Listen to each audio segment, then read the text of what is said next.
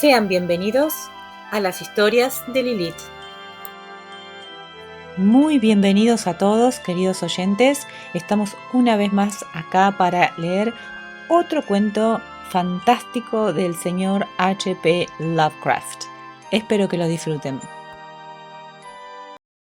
Capítulo 1 de las sombras. De Herbert West, que fue amigo mío desde el tiempo de la universidad, solo puedo hablar con un terror extremo.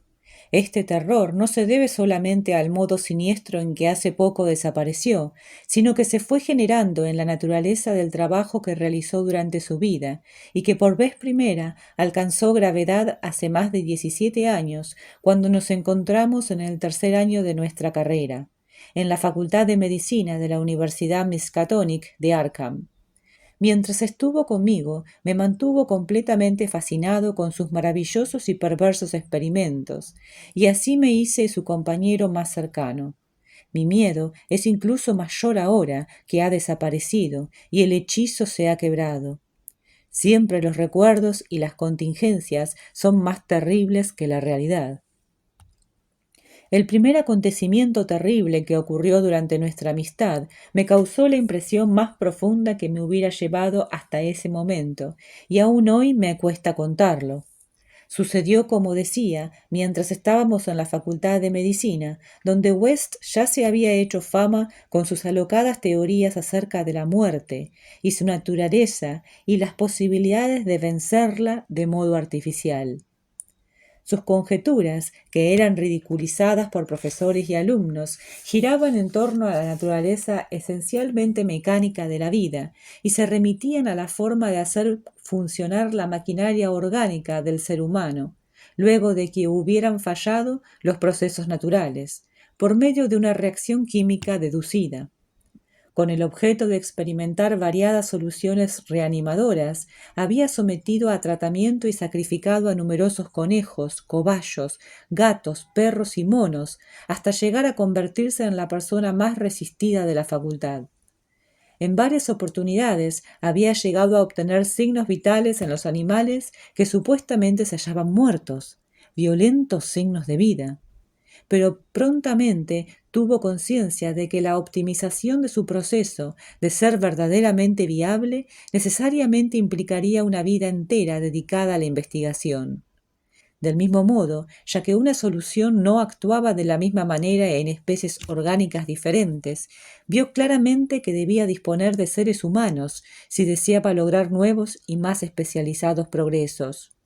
Y fue entonces cuando chocó con las autoridades de la universidad, y el propio decano de la Facultad de Medicina, el sabio y benévolo doctor Alan Halsey, cuya obra en favor de los enfermos es aún recordada por todos los antiguos vecinos de Arkham, fue el que le retiró el permiso para realizar experimentos.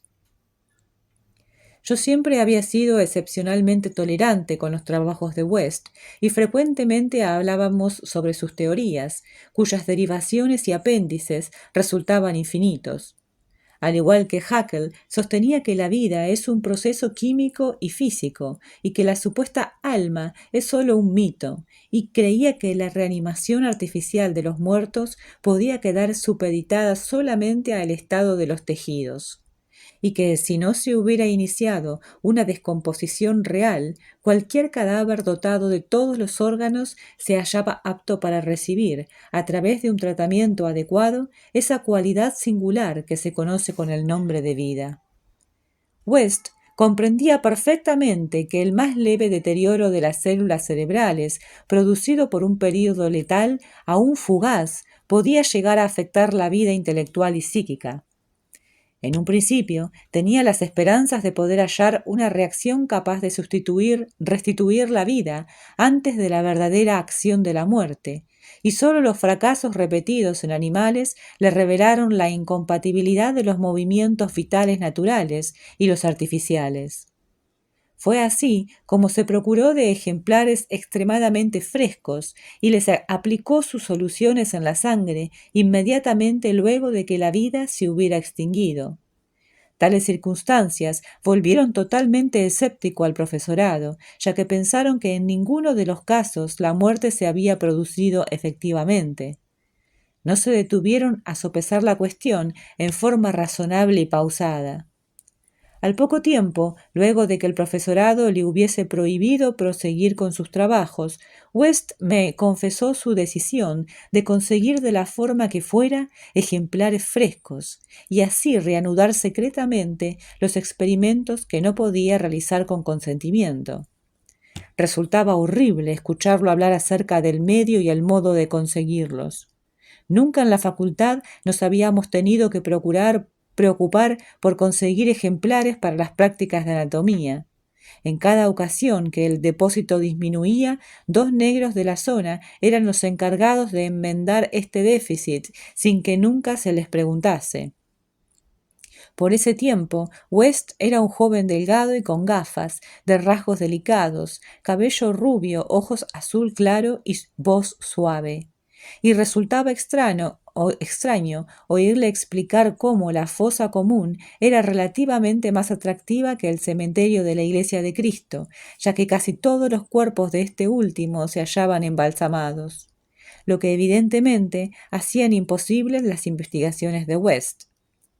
En aquel tiempo yo era su esmerado y dependiente ayudante, y lo auxilié en todas sus decisiones, no solo en las que tenían que ver con la fuente de abastecimiento de cadáveres, sino también en las que se referían al ambiente adecuado para nuestra desagradable labor. Fue a mí a quien se le ocurrió la granja abandonada de Chapman, al otro lado de Meadow Hill. Allí habilitamos una estancia de la planta baja como sala de operaciones y otra como laboratorio, colocando en ambas dos gruesas cortinas con el objeto de ocultar nuestras actividades nocturnas. El lugar se hallaba lejos de la carretera y no había casas en las cercanías. De cualquier forma, había que ser extremadamente precavidos, ya que el más leve rumor acerca de luces extrañas que cualquier caminante nocturno hiciera correr podía resultar catastrófico para nuestra empresa. Si por alguna razón llegaban a descubrirnos, acordamos en decir que se trataba de un laboratorio de química. De a poco fuimos dotando nuestra siniestra guarida científica con elementos comprados en Boston o sacados a hurtadillas de la facultad, elementos camuflados con sumo cuidado, con el fin de hacerlos irreconocibles, salvo para los ojos expertos, y nos abastecimos de picos y palas para los numerosos enterramientos que tendríamos que realizar en el sótano. En la facultad había un incinerador, pero un artefacto como ese resultaba demasiado costoso para un laboratorio clandestino como el nuestro. Los cuerpos siempre eran una contrariedad. Inclusive los pequeños cadáveres de cobayos de los experimentos secretos que West efectuaba en el cuarto de la pensión donde vivía. Leíamos las noticias necrológicas locales como vampiros, ya que los ejemplares que necesitábamos requerían condiciones especiales. Lo que buscábamos eran cadáveres enterrados al poco tiempo de morir y sin ningún tipo de preservación artificial, preferiblemente sin malformaciones morbosas y, por supuesto, con los órganos intactos. Nuestras mayores expectativas radicaban en las víctimas de accidentes. A lo largo de varias semanas no hubo noticias de ningún caso apropiado, aunque hablábamos con las autoridades del depósito y del hospital, pretendiendo representar los intereses de la facultad, pero no con demasiada frecuencia para no levantar sospechas así. Averiguamos que la facultad tenía preferencia en todos los casos, de modo que tal vez deberíamos quedarnos en Arkham durante las vacaciones, cuando solo se daban las limitadas clases de los cursos de verano. Pero al final la suerte nos sonrió, pues un día nos enteramos que iban a enterrar en la fosa común un caso que era casi ideal. Un joven y robusto obrero que el día anterior se había ahogado en Summers Pond, al que habían sepultado sin demoras ni embalsamamientos por cuenta de la ciudad. Esa tarde hallamos la nueva sepultura y decidimos comenzar el trabajo pasada la medianoche.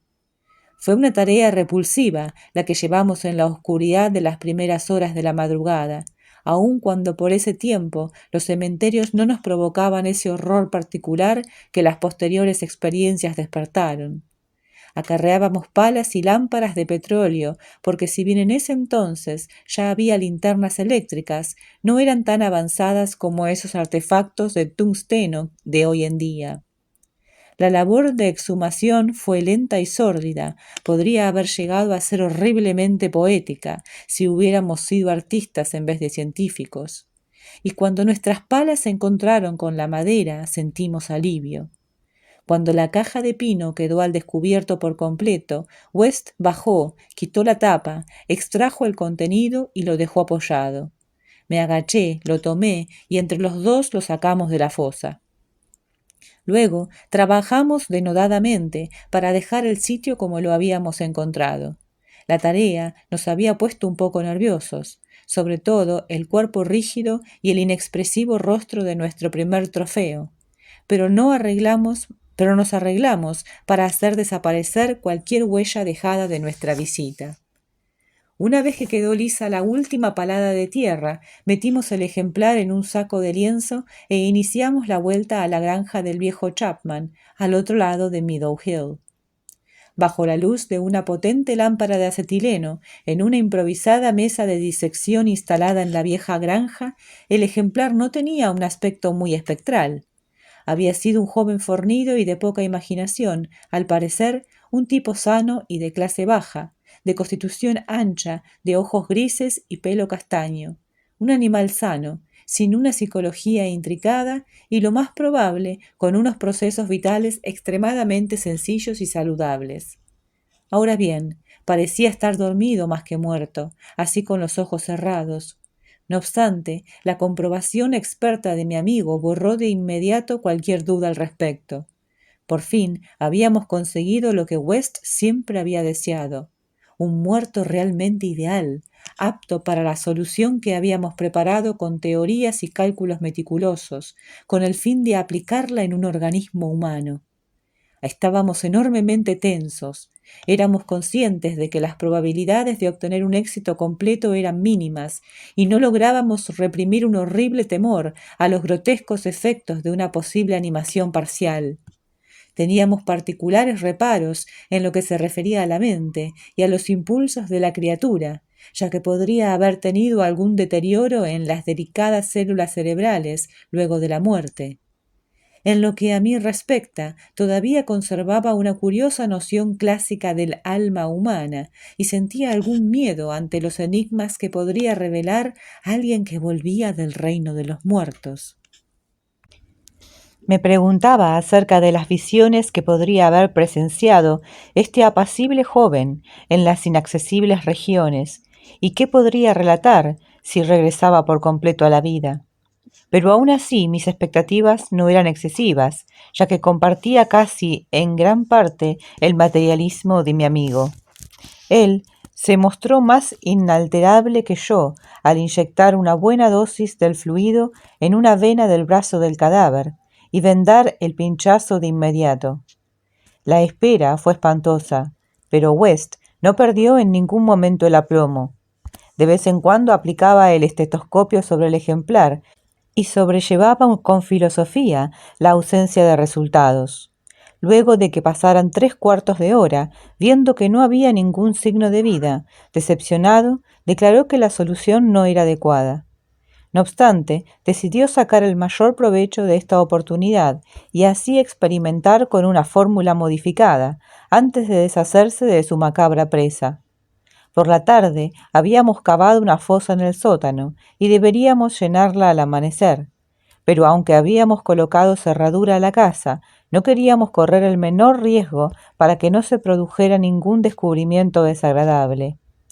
Además, el cuerpo ya no se hallaría ni medianamente fresco a la noche siguiente, de manera que llevamos la solitaria lámpara de acetileno al laboratorio contiguo, dejando a nuestro silencioso huésped sobre la losa en la oscuridad, y pusimos manos a la obra en la preparación de una solución nueva, después de que West comprobara el peso y las mediciones con sumo cuidado.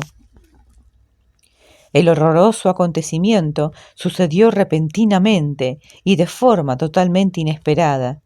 Yo me encontraba pasando algo de un tubo de ensayo a otro, y West estaba ocupado con la lámpara de alcohol, que hacía las veces de mechero Bunsen, ya que en la granja no había instalaciones de gas. En el momento en que de la habitación que habíamos dejado en las sombras surgió la más espantosa y demoníaca sucesión de gritos que ninguno de los dos jamás hubiera oído. No habría resultado más horrendo el caos de alaridos ni el abismo se hubiese abierto para desatar la angustia de los condenados, ya que en aquella pasmosa cacofonía se concentraba todo el terror y la desesperación de la naturaleza animada.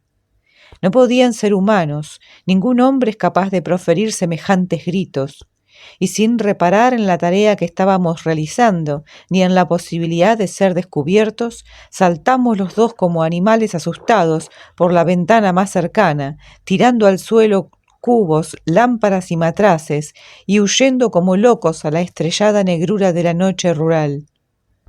Creo que gritamos mientras corríamos como frenéticos con rumbo a la ciudad, pero cuando llegamos a las afueras nos contuvimos en nuestra actitud, lo suficiente como para parecer dos juerguistas trasnochados que regresaban a su hogar luego de una fiestecilla. No nos separamos, sino que nos refugiamos en el cuarto de West, y allí hablamos con la luz de gas encendida hasta el amanecer. Ya a esa hora nos habíamos calmado un poco, conjeturando posibles teorías y sugiriendo ideas prácticas para nuestra investigación, de modo que pudimos dormir todo el día en vez de ir a clases. Pero en la tarde aparecieron en el periódico dos artículos sin ninguna relación entre sí que nos quitaron el sueño. La antigua granja deshabitada de Chapman se había incendiado inexplicablemente, quedando reducida a un montón informe de cenizas. Eso lo comprendíamos, ya que habíamos tirado la lámpara. El otro informaba que habían tratado de abrir la reciente sepultura de la fosa común, como si hubiesen intentado cavar en la tierra sin herramientas. Esto nos resultó incomprensible, ya que habíamos aplanado con sumo cuidado la tierra húmeda. Y durante 17 años West no dejó de mirar por encima de su hombro y quejarse de que le parecía oír pasos detrás de él. Ahora ha aparecido. Y así concluye este cuento macabro, capítulo 1. Espero que les haya gustado y estén mañana acá para escuchar la segunda parte.